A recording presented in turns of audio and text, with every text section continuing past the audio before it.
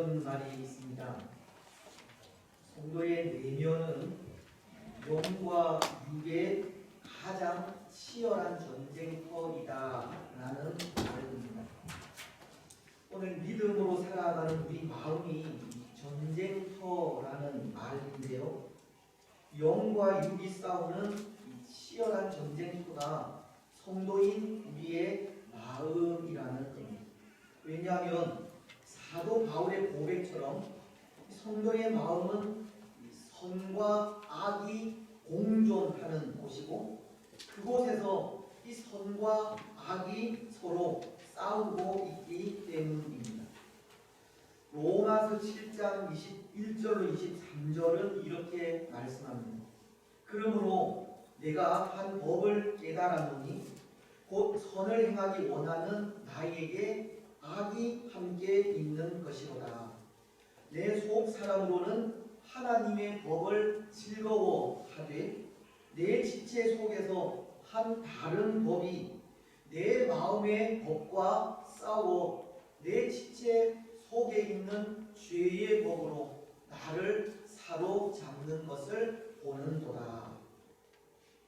바울은 선을 행하기 원하는 나에게 악이 함께 있는 것이로다 라고 그 마음에 선과 악이 공존하여 서로 싸우고 있는 모습을 전해주고 있는 겁니다. 그런데 정말 그런 것 같지 않습니까? 저는 그런 것 같습니다.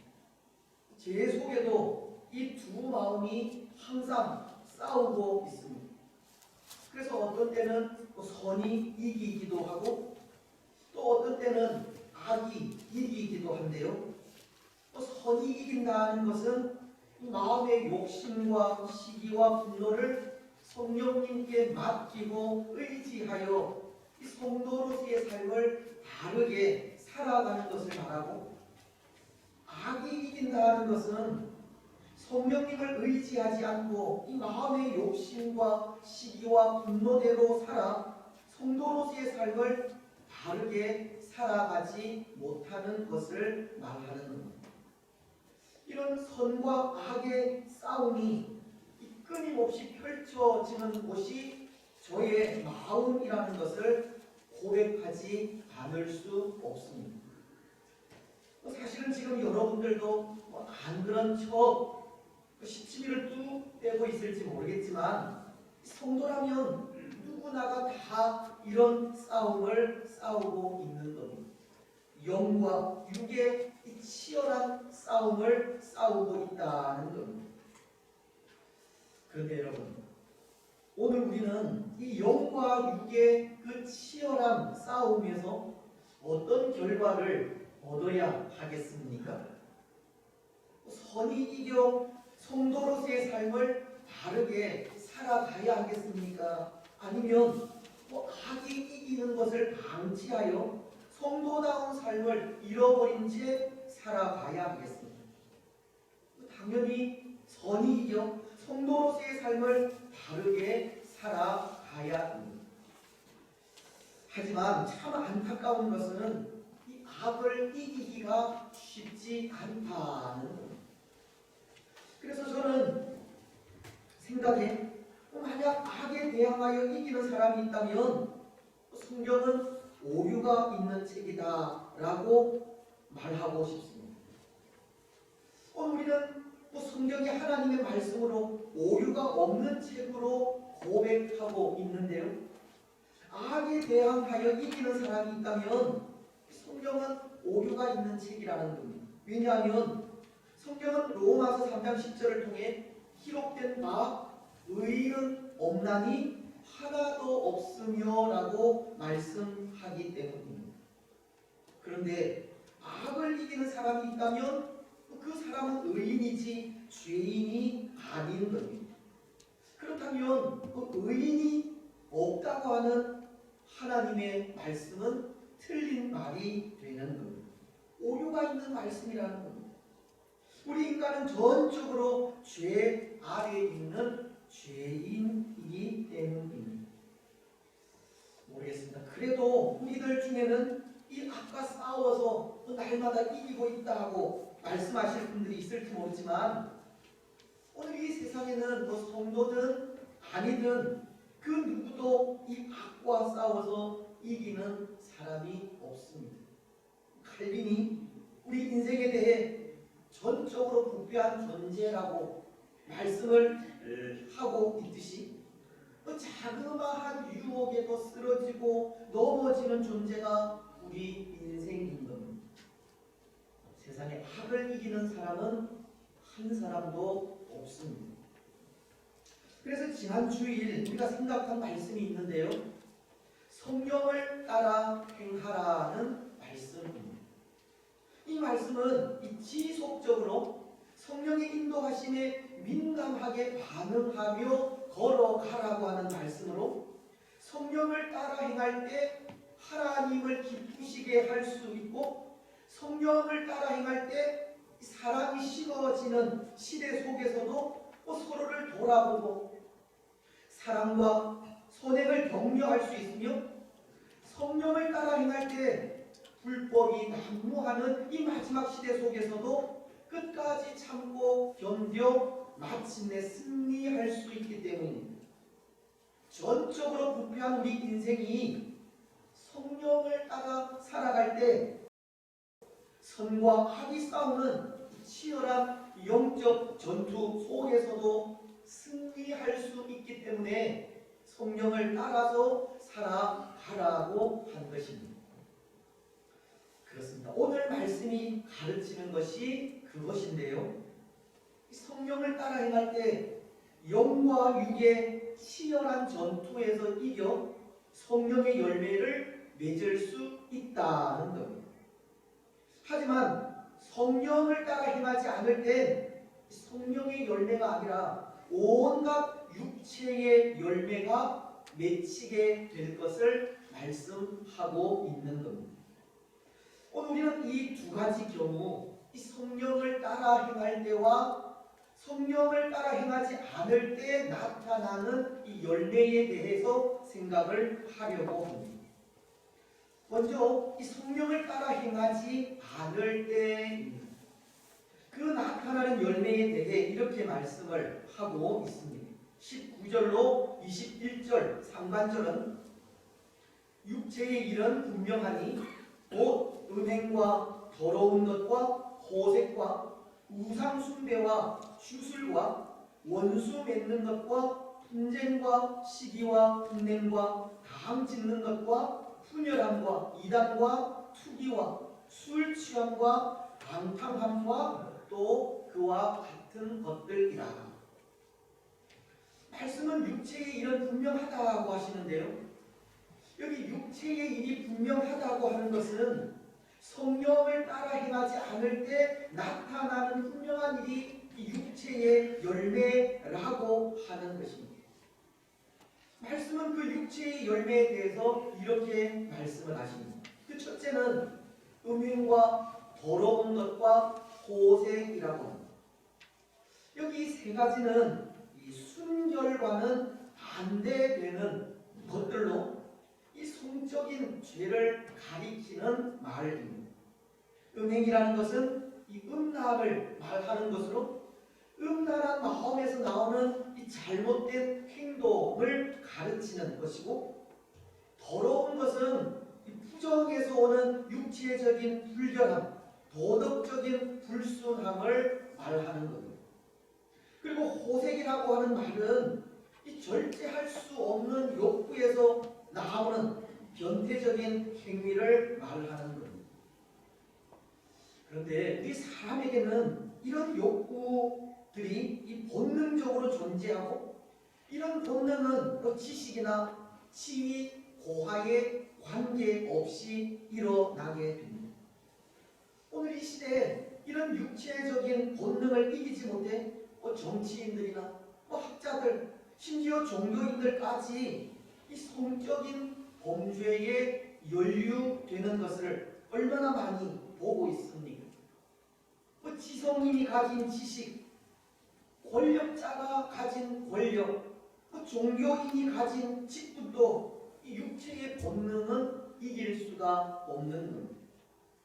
성령을 따라 행하지 않을 땐 누구나가 육체의 정욕에 사로잡힐 수밖에 없고 그것으로 범죄할 수밖에 없습니다. 그리고 둘째, 오늘 말씀은 육체의 열매가 우상 숭배와 주술임을 말씀하고 있는데요. 이것은 종교적인 범죄를 말하는 것으로 거짓된 것을 신앙하고 숭배하는 것을 말합니다. 거짓된 것, 하나님이 아닌 사람을 경배하는 것이나 사람이 만든 우상을 숭배하는 것, 그리고 우리 사람이 마음을 두고 의지하는 그 모든 것을 거짓된 것이라 말하고 그것을 믿고 의지함에 따를 때 우상 숭배가 되는 것입니다. 때로 저는 생각에 오늘 우리가 착용하고 있는 그 십자가도 그렇게 될 가능성이 있다 생각합니다. 오늘 우리는 십자가를 목에 걸기도 하고 귀에 걸기도 하지 않습니까? 물론 그것이 예수님을 향한 우리의 사랑, 우리의 마음이겠지만 어떨 땐 그것이 십자가라고 하는 이 눈에 보이는 형상이 주는 능력을 의지하기 위한 마음도 있는 것이 아닌가 합니다. 마치 십자가 형상이 능력인 것처럼 생각하여 의지하는 경우가 있다는 겁니다. 하지만 십자가라고 하는 그 모양이 아니라 십자가에 달리신 예수님이 능력 있는 분이시고 우리가 섬기고 예배해야 할 분은 십자가 위에서 우리를 위해 죽으신 예수님입니다. 그런데 십자가를 지신 예수님은 잊어버리고 십자가라고 하는 모양만을 의지한다면 그것도 우상 숭배라는 겁니다. 주술이라는 것도 마찬가지인데요.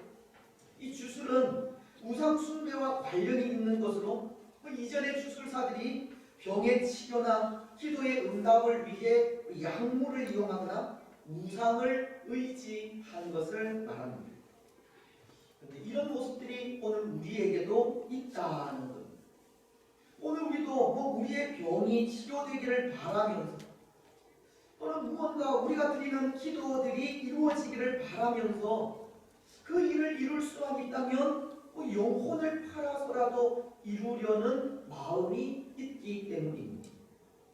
앞서 언급한 십자가가 능력인 것처럼 성호를 긋는다든지 아니면 잘못된 예언이나 안수에 매달리는 경우가 그런 경우인 겁니다.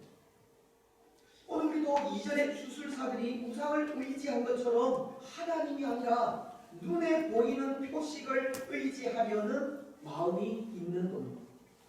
원하는 일을 이룰 수만 있다면 주술을 통해서라든지 아니면 우상을 의지해서라도 그 일을 이루려고 하는 마음이 있는 겁니다. 마치 이 괴테가 쓴 파우스트처럼 뜻을 이루기 위해선 이 악마에게 영혼을 팔 수도 있는 겁니다. 성령을 따라 행하지 않으면 얼마든지 이런 일들이 일어날 수 있는 겁니다. 이제 셋째, 오늘 말씀은 육체의 열매를 원수 맺는 것과 분쟁과 시기와 분냄과 당짓는 것과 훈련함과 이기와 투기라고도 합니다. 이런 것들은 거의 비슷한 것들인데요. 이것들을 한마디로 정리하면 인간관계나 공동체를 파괴하는 것들이라고 할 수 있습니다. 원수 맺는 것, 분쟁, 시기, 분내는 것, 당짓는 것, 분열, 이단, 투기 이런 것들은 사람의 관계를 허물어뜨리는 것이고 공동체가 하나 되는 것을 방해하는 요소라는 겁니다. 특히 이런 것들이 하나님의 나라라는 공동체 속에서는 결코 나타나서는 안 될 요소입니다. 왜냐하면 에베소서는 4장 3절을 통해 평안에 매는 줄로 성령이 하나 되게 하신 것을 힘써 지키라고, 교회는 성령이 하나 되게 하신 것을 잘 지켜가야 하는 곳임을 말씀하기 때문입니다. 교회는 하나이고 그 하나됨을 힘써 지켜가야 하는 것이 교회의 사명이라는 겁니다. 그렇습니다. 때로 교회 안에 다른 생각들이 있을 수도 있습니다. 일하는 방식이나 하나님을 섬기는 방식도 차이가 있을 수 있습니다. 각기 생각이 다르고 성격이 다르기에 상처를 주는 일, 상처를 받는 일도 생기기도 합니다. 하지만 그렇다고 분을 내거나 서로 싸워서는 안 됩니다. 시기에서도 안 되고 같은 마음을 가진 사람들끼리 또 하나의 집단을 만들어서도 안 됩니다. 그것은 하나님께서 세우신 하나됨을 허무는 것이고 사단이 좋아하는 일이기 때문입니다. 아가서 2장 15절은 이런 말씀을 하십니다. 우리를 위하여 여우 곧 포도원을 허는 작은 여우를 잡으라. 교회 내에 성령이 하나 되게 하신 것을 허무는 마음을 제거하라는 겁니다. 교회는 하나가 되어야 한다는 겁니다. 성령께서 하나 되게 하신 것을 힘써 지켜가야 하는 겁니다. 여러분, 때로 우리에게 생각이 다를 수도 있고 마음이 다를 수도 있으며 일하는 방식이 다를 수도 있지만 성령을 따라 행함으로 성령이 하나 되게 하신 교회를 힘써 지켜가시기를 바랍니다. 이제 성령을 따라 행하지 않을 때 나타나는 육체의 열매 중 마지막은 술 취함과 방탕함입니다. 이 둘은 이 술과 관련된 것들인데요. 여기 술 취함은 지나친 음주를 말하는 것이고, 이 방탕함은 원래 이 헬라 문헌에서 술의 신인 바쿠스를 기리는 뜻으로 만찬 이후에 취한 상태에서 행하는 야간 행렬을 의미하는 것인데요. 이 절제하지 못하는 삶을 말하고자 하는 것입니다. 자유자로서 성령을 따라 행하지 않을 때 절제하지 못하는 모습이 나타난다는 것. 사실 성도된 우리들은 이 자유자로서 모든 것을 다 할 수 있는 자유가 있지 않습니까? 고린도전서 10장 23절은 모든 것이 가하나 모든 것이 유익한 것이 아니요, 모든 것이 가하나 모든 것이 덕을 세우는 것은 아니니 누구든지 자기의 유익을 구하지 말고 남의 유익을 구하라라고. 오늘 성도된 자들은 모든 것이 가합니다. 모든 것을 다 할 수 있다는 겁니다. 하지만 모든 것이 가하다고 그 모든 것을 다 할 수 있습니까? 말씀은 모든 것이 가하지만 덕을 위하여 하라고 했습니다. 또 모든 것이 가하지만 나의 유익이 아니라 남의 유익을 구하라고 하셨습니다. 이것은 성도들의 삶에 마음이 원하는 대로 하지 말라는 겁니다. 절제하라는 겁니다. 그래서 저는 이 시대 우리에게 가장 필요한 덕목이 바로 이 절제가 아닐까 생각하는데요. 이외에도 성령의 열매를 통해 절제라는 것이 나오겠지만 절제가 이 시대 우리에게 필요한 덕목 중에 하나라는 겁니다. 왜냐하면 이 시대는 사람들이 자신을 통제할 능력을 잃어버린 시대이기 때문입니다. 오늘 우리는 우리 자신을 우리 마음대로 조절할 수가 없는 겁니다. 오늘 이 시대는 사람이 그 마음이 원하는 대로 하고야 하는 시대라는 겁니다. 그렇지 않습니까? 그래서 오늘 이 땅에서 일어나는 여러 가지 모양의 성적인 범죄들, 보복 운전이나 묻지마 폭행 같은 폭력, 이런 일들이 다 자기 자신을 통제하지 못해서 일어나는 일들입니다. 자신의 마음을 다스리지 못하고 절제하지 못하는 마음에서 일어나는 일들이라는 겁니다. 이 시대는 우리 자신을 조절할 수 있는 마음을 잃어버린 겁니다. 그래서 이 시대 우리에게는 이 절제라는 것이 필요하다는 겁니다. 우리 자신을 통제할 수 있는 마음이 필요합니다. 여러분, 성령을 따라 절제하시기 바랍니다. 성령을 따라 우리 마음을 통제하시기 바랍니다. 성령님께 우리 자신을 맡기고 의지하는 삶을 통해 덕을 끼치시고 남에게 유익이 되시기를 바랍니다. 그리고 성령을 따르지 않을 때 이 음행과 더러운 것과 호색, 우상 숭배와 주술, 그리고 원수 맺는 것과 분쟁과 시기와 분냄과 당 짓는 것과 훈련함과 이단과 이 투기와도 같은 죄악에 빠지게 된다는 것을 기억하시기 바랍니다. 그래서 항상 이 성령을 따라서 행함으로 이런 육체의 열매가 나타나지 않도록 하시기 바랍니다. 그런데 여러분, 오늘 말씀은 반대로 이 성령을 따를 때 나타나는 성령의 열매도 말씀하십니다. 22절로 23절은 9가지로 성령의 열매를 말씀하고 있는데요. 말씀을 다시 한번 읽겠습니다. 오직 성령의 열매는 사랑과 희락과 화평과 오래 참음과 자비와 양선과 충성과 온유와 절제니 이 같은 것을 금지할 법이 없느니라. 여기 오직이라는 말은 그러나라는 의미의 말로 앞서 생각한 이 육체의 열매와는 대조를 위하여 사용된 단위 접속사입니다. 성령을 따르지 않을 때 여러 가지 육체의 일들이 나타나지만, 그러나 성령을 따를 때 성령의 열매도 맺힌다는 겁니다. 성령을 따라 살아갈 때 나타나는 열매가 있다는 겁니다.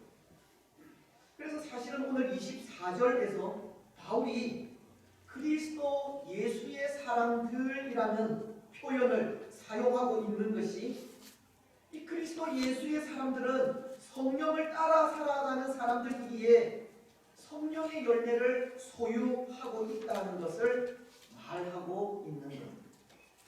어쩌면 성령을 따르는 사람임을 확인할 수 있는 가장 쉬운 방법이 이 성령의 열매가 맺혀 있는지를 보면 알 수가 있다는 겁니다. 물론 성령의 열매가 사람을 판단하고 결정하는 기준은 아니지만, 예수님은 마태복음 7장 20절에서 이러므로 그들의 열매로 그들을 알리라. 열매로 알곡인 성도와 가라지인 거짓 성도를 알 수 있다고 하셨듯이, 그리스도 예수의 사람들에게는 성령의 열매가 나타나기 때문에 그 열매를 통해 그리스도 예수의 사람임을 분별할 수 있는 겁니다. 여러분, 오늘 우리는 어떤 것 같습니까? 오늘 우리는 그리스도 예수의 사람들입니까? 오늘 우리에게 성령의 열매가 맺혀져 있습니까? 예수님께서도 열매로 이 알곡인 성도를 알 수 있다고 했듯이 우리에게 이 성령의 9가지 열매가 맺혀져 있습니다. 그 9가지 열매는 이런 것들인데요. 먼저 그 첫 번째 열매는 사랑입니다. 사실 다른 8가지의 열매가 바로 여기 이 사랑으로부터 나오게 됩니다. 다른 8가지 성령의 열매가 사랑의 부산물이기 때문에 성령의 열매는 사랑으로 시작한다는 겁니다. 그런데 이 사랑은 신적인 사랑, 하나님의 사랑, 즉 아가페를 말씀하는 것으로 무조건적이고 헌신적인 사랑을 말합니다. 하나님은 성도된 우리에게 이 사랑을 선물로 부어주셨습니다.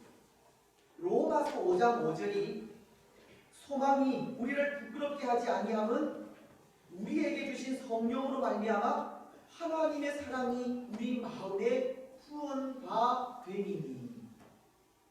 하나님은 성령을 통해 하나님의 사랑을 우리 마음에 부어 주시는 겁니다.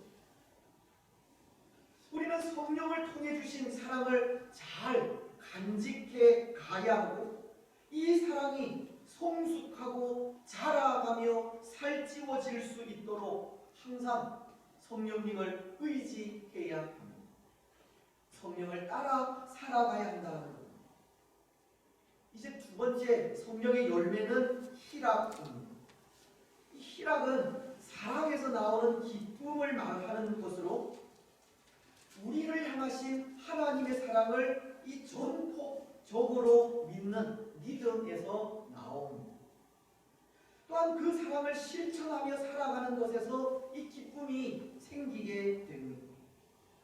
하나님의 사랑을 받고 또 그 사랑을 주는 것을 통해 이 기쁨이 충만해진다는 겁니다.